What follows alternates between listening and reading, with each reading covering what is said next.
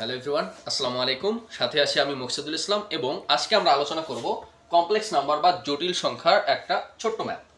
তো এই ম্যাথটা করার আগে আমি ধরে নিচ্ছি এর আগে আমরা কখনো জটিল সংখ্যা চ্যাপ্টারটা ধরেও দেখিনি। তো আমরা জটিল সংখ্যা জিনিসটা কি সেটা আগে জানবো এবং এরপর ম্যাথটা সলভ করব। তো জটিল সংখ্যা জিনিসটিকে আমরা নিশ্চয়ই বাস্তব সংখ্যা সম্পর্কে জানি। সো জটিল সংখ্যার সেম দুইটা পার্ট থাকে, একটা হচ্ছে বাস্তব অংশ এবং আরেকটা হচ্ছে অবাস্তব বা কাল্পনিক অংশ। তো আমরা লিখে ফেলি জটিল সংখ্যার একটা হচ্ছে বাস্তব অংশ প্লাস অবাস্তব অংশ বা কাল্পনিক অংশ। সেই বাস্তব এবং অবাস্তব সংখ্যা মিলেই হয় জটিল সংখ্যা। এই যে অবাস্তব সংখ্যা আছে বা ইমাজিনারি নাম্বার, এই ইমাজিনারি নাম্বারকে আমরা আই তথা আয়োটা দ্বারা প্রকাশ করা হয়। এই আয়োটা দ্বারা আমরা অবাস্তব সংখ্যাকে প্রকাশ করতেছি আই তথা আয়োটা। এই আয়োটার মান হচ্ছে √(-1), অর্থাৎ রুটের ভিতরে যদি আমরা কোনো নেগেটিভ মান দেখি তাহলে আমরা সেটা বুঝবো অবাস্তব সংখ্যা। এখন এখান থেকে আমরা বলতে পারি প্রত্যেকটা বাস্তব সংখ্যাই কিন্তু জটিল সংখ্যা। কিভাবে দেখি আমরা, এই যে জটিল সংখ্যাটা এখানে আছে, এখানে ধরলাম বাস্তব অংশের মান হচ্ছে 5 এবং অবাস্তব অংশের মান হচ্ছে √(-10). সো এটা হচ্ছে একটা অবাস্তব সংখ্যা। এবার আসি, কোনোভাবে যদি এই অবাস্তব অংশের জায়গায় আমরা একটা চলক নিয়ে আসি, যেমন √(-1)x, সো এটাকে আমরা জটিল সংখ্যা বলতে পারি। কিন্তু x এর মান যদি আমরা কোনোভাবে 0 বসাই দিতে পারি তাহলে এই সম্পূর্ণ রাশিটার মান হয়ে যাবে 0, তখন এই জটিল সংখ্যাটাই হয়ে যাবে বাস্তব সংখ্যা। অর্থাৎ প্রত্যেকটা জটিল সংখ্যার মধ্যেই কিন্তু বাস্তব সংখ্যা বিদ্যমান। এখান থেকে আমরা বলতে পারি প্রত্যেকটা বাস্তব সংখ্যাই এক একটা জটিল সংখ্যা। তো যতটুকু বোঝালাম আশা করি আমরা ততটুকু বুঝতে পারছি। যদি না বুঝি তাহলে কোনো সমস্যা নেই, এরপরে আমরা দেখতে থাকি। এখন আমরা আই এর মান নির্ণয় করা শিখব। তো এখানে আই এর মান আমরা কি লিখলাম, আই ইজ ইকুয়ালস টু √(-1), কিন্তু এখানে যদি আমি লিখি আই স্কয়ার, অর্থাৎ ঘাতের পরিবর্তন নিয়ে আসি, তখন কি আমরা মান নির্ণয় করতে পারবো? যেমন এখানে আই স্কয়ার আছে, আমরা আই স্কয়ার মান লিখতেই পারি √(-1), তারপর all square is equals two √(-1), sorry just -1। এবং আই এর ঘাত যদি আরো একটু বাড়িয়ে দেয়, I cube is equals two √(-1), তারপর cube is equals to -i। কিভাবে -i আসলো একটু ভেঙে দেখার চেষ্টা করি। √(-1) ইন্টু √(-1) ইন্টু √(-1). তো এখান থেকে আমরা এই জিনিসটা পাচ্ছি। এবার দেখা যাক, √(-1) into √(-1) is equals two √(-1) all square into √(-1) is equals two √(-1) তারপর অল স্কয়ার মানে হচ্ছে -1 ইন্টু √(-1) মানে হচ্ছে আইওটা বা আই। সো এখান থেকে আমরা আই লিখতে পারি। So is equals to -i।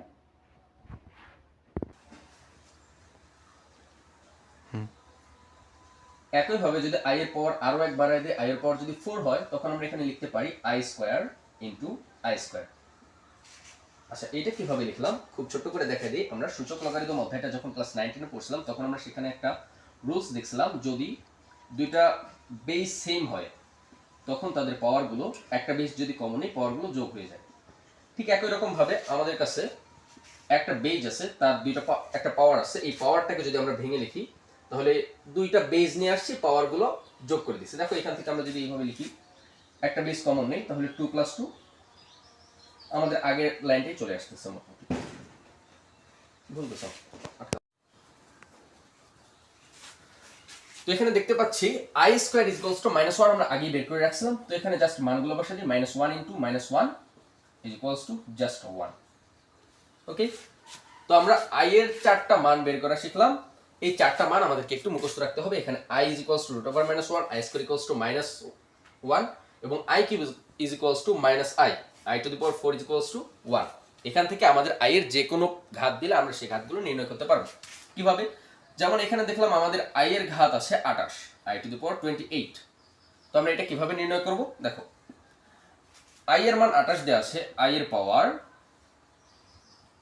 4 into I এর পাওয়ার 4 ইন্টু আই এর পাওয়ার 4 ইন্টু আই এর পাওয়ার 4 ইন্টু আই এর পাওয়ার 4।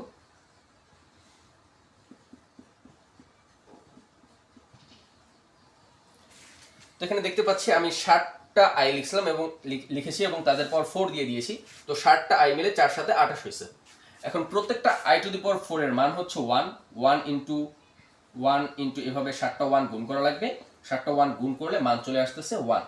তো এই যে এত বড় বড় লাইন না লিখে আমরা ছোট্ট ছোট্ট করে লিখতে পারি i to the power 28 is equals to i to the power 7 into 4 is equals two 1। যদি i এর পাওয়ার 4 এর পূর্ণ গুণিতক হয় তাহলে তার মান হবে 1, i এর পাওয়ার যদি 4 এর পূর্ণ গুণিতক হয় তাহলে তার মান হবে 1, এটা সর্বক্ষেত্রেই প্রযোজ্য। এবার i এর পাওয়ার যদি অন্য কিছু একটা দিই, দেখি i এর পাওয়ার 59 দিলাম, তাহলে কত হবে?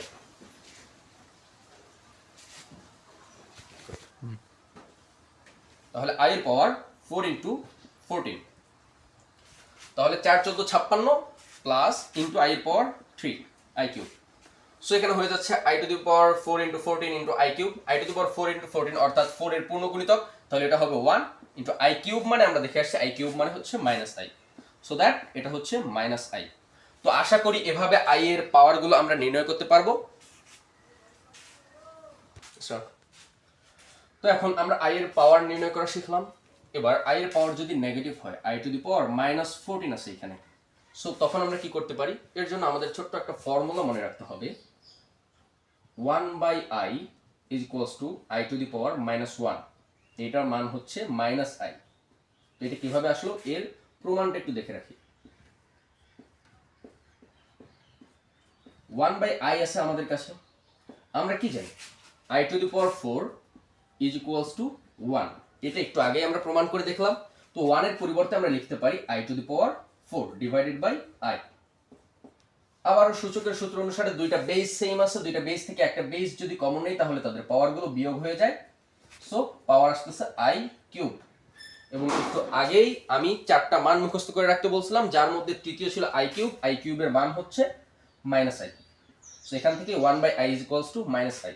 আমরা আরো একটা প্রমাণ দেখে রাখি, 1/i আমাদের কাছে আছে। এখন এই 1/i কে লব ও হরকে আমরা জাস্ট i দিয়ে গুণ করে দিই, তাহলে এখানে কি হচ্ছে, উপরে আসতেছে জাস্ট i, নিচের মধ্যে আসতেছে i স্কয়ার। উপরের i কে রাখলাম, নিচে i স্কয়ার মানে হচ্ছে -1, তো এখান থেকে আমরা লিখতে পারি জাস্ট -i। এভাবে 1/i is equals to -i। এখন এই মানটা আমরা বের করি, i এর পাওয়ার 14 আছে, এটাকে আমরা এভাবে লিখতে পারি 1 divided by i power 14, 1 divided by i power 3 into 4 into i square. তো এখানে দেখতে পাচ্ছি i এর পাওয়ার 4 এর পূর্ণ গুণিতক, তাহলে এই মানটা হয়ে যাবে 1 into i square. i square মানে হচ্ছে -1, সো টোটাল আনসারই হবে -1। তো এখন আমরা i এর ধারা সম্পর্কে জানবো। এখানে একটা সূত্র আছে, পরপর 4টি i এর ঘাত যোগ করলে যোগফল শূন্য হয়, এটা কোনো সূত্র না, এটা জাস্ট আমরা মনে রাখবো এবং প্রমাণটা আমরা এখন দেখব। আমরা যে কোনো 4টা i এর ধারার যোগফল নিচ্ছি, যেমন i power 2 plus i power 3 plus i power 4 plus i পাওয়ার 5। তো i পাওয়ার 2 কে আমরা লিখতে পারি -1 প্লাস i পাওয়ার 3 মানে হচ্ছে -i প্লাস i পাওয়ার 4 মানে হচ্ছে 1 প্লাস i পাওয়ার 5 মানে হচ্ছে i পাওয়ার 4 ইন্টু i, অর্থাৎ -1 -i প্লাস 1 প্লাস i, যেহেতু i পাওয়ার 4 মানে হচ্ছে জাস্ট 1। ওকে, সো এখান থেকে আমরা দেখতে পাচ্ছি -1 প্লাস 1 কাটা যাচ্ছে, -i প্লাস i কাটা যাচ্ছে এবং आंसरটা আসছে 0। এভাবে যে কোনো 4টা i এর পরপর ঘাত যদি আমরা যোগ করি তাহলে সব সময় आंसर আসবে 0।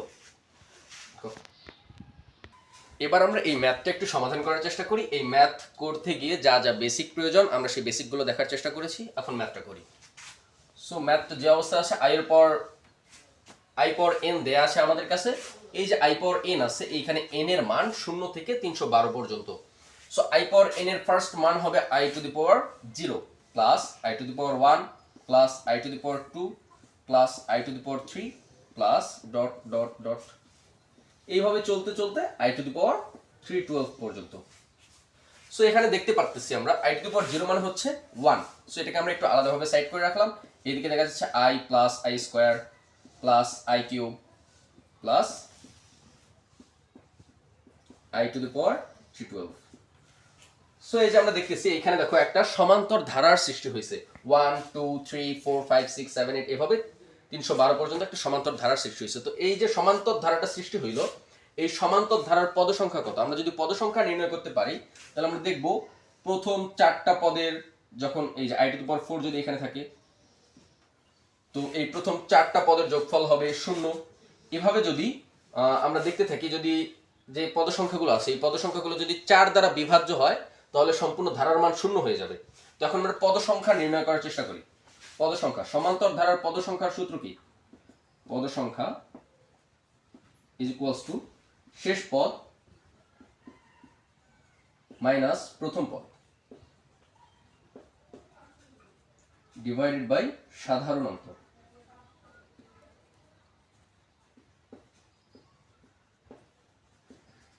প্লাস 1। তো এখানে দেখতে পাচ্ছি এই যে ধারাটা আছে,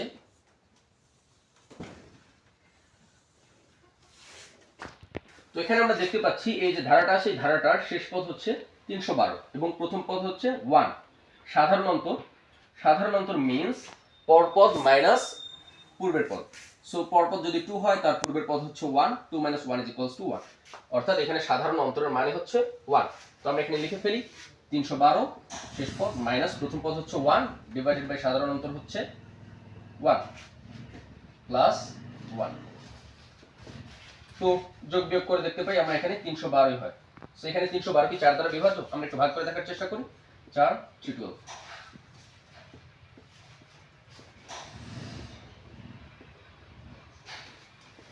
সো আমরা এখানে দেখতে পাচ্ছি এই যে ভাগটা করলাম এটা নিঃশেষে বিভাজ্য এবং 4 এর সাথে 53 এর পূর্ণ গুণিতক যখন 4 হয় তখন 312 পাওয়া যায়, অর্থাৎ 312টা হচ্ছে 4 এর পূর্ণ গুণিতক।